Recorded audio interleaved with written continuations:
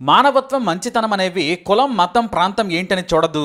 కేవలం సాయం చేయాలనే తపన ఉంటే చాలు, ఏదైనా చేసేయొచ్చు. అలాంటి మంచి మనిషి జేసీబీ డ్రైవర్ సుబాని. తన సాహసంతో 9 మందికి పునర్జన్మనిచ్చాడు సుబాని. ఖమ్మంలోని మున్నేరు నది భారీ వర్షాలకు ఉగ్రరూపం దాల్చింది.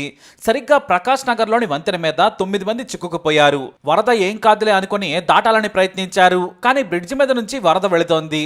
దీంతో వారికి భయమేసి ఆగిపోయారు. అంతే, ఉదయం నుంచి రాత్రి వరకు వారి కదలలేకపోయారు. ప్రవాహం అంతకు అంత పెరిగిపోతుంది. కనీసం నీళ్లు లేవు. ఏం చేయాలో కూడా అర్థం కావడం లేదు. స్థానికంగా ఓ సిమెంట్ వర్క్ షాపులో కూలీలుగా పనిచేస్తున్న వారంతా ఏం చేయాలో పాలుపోక బ్రిడ్జిపై నడి వరదలో చిక్కుకుపోయారు. చివరకు ఆకలేస్తుందేమోనని స్థానికులే ఆహారాన్ని తయారు చేశారు. డ్రోన్ ద్వారా పంపించారు. ఆ 9 మందిని కాపాడాలని జనం ప్రభుత్వానికి నివేదించారు. కానీ ఎవ్వరూ పట్టించుకోలేదు. ఎన్డీఆర్ఎఫ్ బృందాలు రాలేదు. హెలికాప్టర్ దొరకలేదు. మంత్రులైనా కాపాడాలని జనం వేడుకున్నారు. అప్పటికి కూడా ఎవరూ రాలేదు. జనం మొత్తం ఏకమయ్యారు. మాకు మీరు ఏమీ చేయొద్దు, మేము వరదల్లోనే బ్రతుకుతాం, ఆ 9 మందిని కాపాడండి చాలని చాలామంది వేడుకున్నారు. అయినా కూడా ప్రభుత్వం రాలేదు. మంత్రిని అడిగితే హెలికాప్టర్ దొరకలేదన్నాడు. మరి అంతమంది యంత్రాంగం ఒక్క హెలికాప్టర్ సమకూర్చుకుంటే ఉండి ఏం లాభం? జనం తమ కోపాన్ని సోషల్ మీడియా ద్వారా వెళ్ళగక్కుతున్నారు. ఆ 9 మందిలో హిమబిందు అనే మహిళ కష్టం ఇంకా పెద్దది. తాను బంగారంలా పెంచుకుంటున్న 2 కొడుకులు తన వెంటే ఉన్నారు.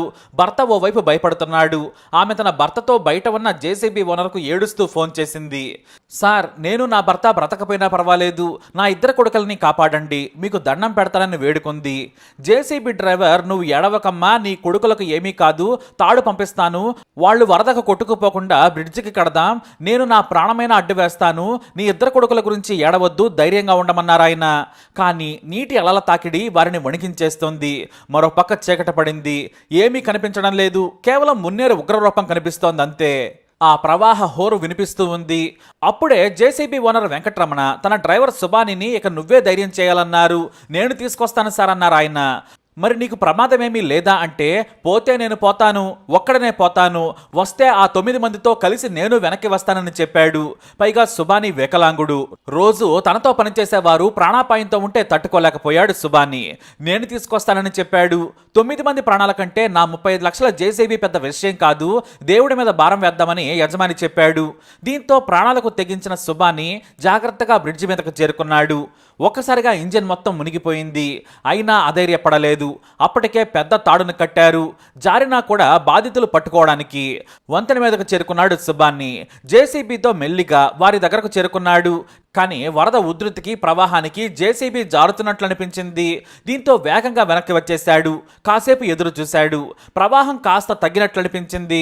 చీకట్లో మళ్ళీ ఏం కనిపించడం లేదు. మళ్ళీ జేసీబీని గంట తర్వాత బ్రిడ్జి మీదకు తీసుకెళ్లాడు. సరిగ్గా సగం దూరం వెళ్ళగానే మళ్ళీ ప్రవాహం దాటికి జేసీబీ పక్కకు జారిపోతుంది. ప్రజలు ఊపిరి బిగబట్టి చూస్తున్నారు. ముందుకు కదలడం లేదు. దీంతో మళ్ళీ వెనక్కి తీసుకొచ్చాడు. జనం మరోపక్క కేరింతలు కొడుతున్నారు. ఇంజిన్ మునిగిపోయింది. వీల్స్ జారిపోతున్నాయి.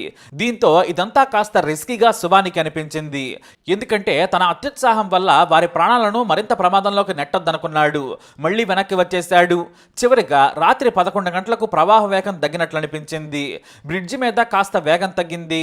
నీరు కూడా కొంత కిందకొచ్చింది. దీంతో ఇదే సమయం అనుకున్నారు ఆయన. వెంటనే రాత్రి 11 గంటలకు మెల్లిగా ఆ 9 మంది దగ్గరకు చేరుకున్నారు. చిక్కుకుపోయిన బాధితులు జేసీబీ మా వరకు ఈసారైనా వస్తుందా అని ఆశగా చూస్తూ ఉన్నారు. మహిళ హిమబిందు తన 2 కొడుకుల గురించి భయం పెంచుకుంది. చివరకు జేసీబీ వారి దగ్గరకు చేరుకుంది. ఇంజిన్ మాత్రం మునిగే ఉంది. వేగంగా ఎక్కమని చెప్పాడు సుబాని. తాడుంది, భయపడద్దన్నాడు. తాను కూడా నీటిలోనే ఉన్నా ఇంజిన్ మునిగిపోయినా కూడా భయపడలేదు. రావాలంటూ కేకలు వేసిన ఆయన 9 మందిని ఎక్కించుకున్నారు. ఇక వారిని జేసీబీలోకి ఎక్కించిన తర్వాత జనం కేరింతలు పెడుతున్నారు. ఓవైపు అందరి గుండె లబ్డబ్బని కొట్టుకుంటుంది. క్షేమంగా రావాలని కొంతమంది దేవుడిని మొక్కుతున్నారు. మెల్లిగా సుబాని జేసీబీని తీసుకుని వస్తూ ఉన్నారు. జనం రావాలంటూ అరుస్తున్నారు. చివరకు ఆ 9 మంది ఒడ్డుకు చేరుకున్నారు. అంతే, ఆ 9 మంది వచ్చి రాగానే సుబానికి చేతులెత్తి దండం పెట్టారు.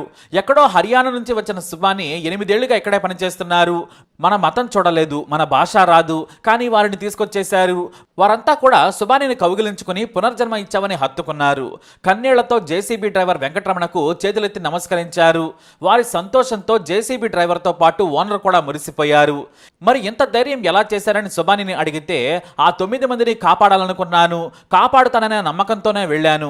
ప్రాణం పోతే నాదే పోతుంది, బ్రతికిస్తే 9 మందిని కాపాడతాను కదా అనుకుని వెళ్ళానని సుబాని చెప్పుకొచ్చారు. ఇటు యజమాని కూడా 35 లక్షల బుల్డోజర్ను పడంగా పెట్టడం విశేషం. అంతేకాదు, ఇంజన్లోకి నీళ్లు వెళ్లడంతో 80,000 రూపాయల ఇంజిన్ ఆయిల్ పాడైపోయింది. మళ్ళీ 80,000 రూపాయలతో ఇంజిన్ ఆయిల్ మార్చుకోవాలి. అయినా కూడా ఇక్కడ డబ్బు కాదు ముఖ్యం, మనిషి ప్రాణం కంటే ఎక్కువ కాదు కదా. వాళ్ళంతా కూడా ఇంటర్వ్యూలలో సుబాని పేరు నా పేరు చెప్పి కృతజ్ఞతలు చెబుతుంటే కళ్ళు చెమర్చుతున్నాయి. ఎంతకంటే ఏం కావాలన్నారు యజమాని. ఇటు సుబాని తన ప్రాణాన్ని పణంగా పెట్టి ఆ 9 మందిని బ్రతికించాడు. ఇక హిమబిందు అయితే నా భర్త పిల్లలు నేను ఇలా ప్రాణాలతో ఉన్నామంటే సుబానియే కారణమని సంతోషంగా చెప్పారామె. ప్రభుత్వ మంత్రులు చేయలేని పనిని సుబాని చేశాడు. ప్రజలంతా కూడా మేమున్నామని చేదోడుగా నిలిచారు. అదే కదా కావాల్సింది. మరి 9 మంది కాపాడిన సుబాని గురించి తప్పకుండా మీ అభిప్రాయాన్ని కమెంట్ ద్వారా తెలియజేయండి. తప్పకుండా ఈ వీడియోని లైక్ చేయండి, షేర్ చేయండి.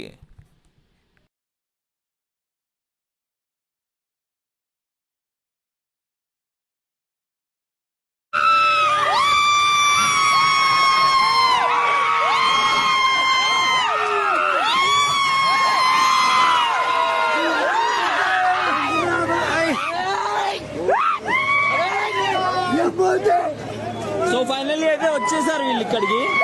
సో అందరూ సేఫ్. కాళ్ళు మొత్తం ఖరాబ్ అయిపోయినాయి చెప్పులతో ఉండి.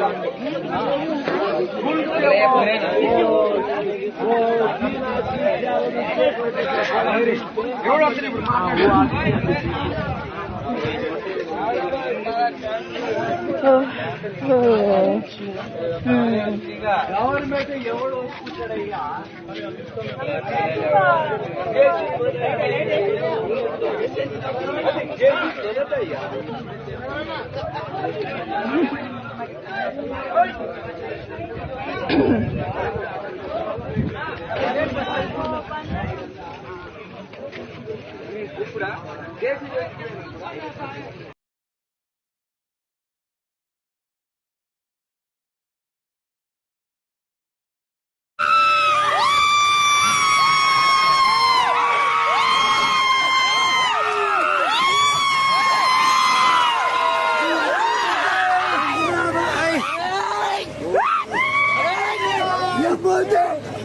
సో ఫైనల్లీ అయితే వచ్చేసారు వీళ్ళు ఇక్కడికి. సో అందరూ సేఫ్. కాళ్ళు మొత్తం ఖరాబ్ అయిపోయినాయి చెప్పులతో ఉండి.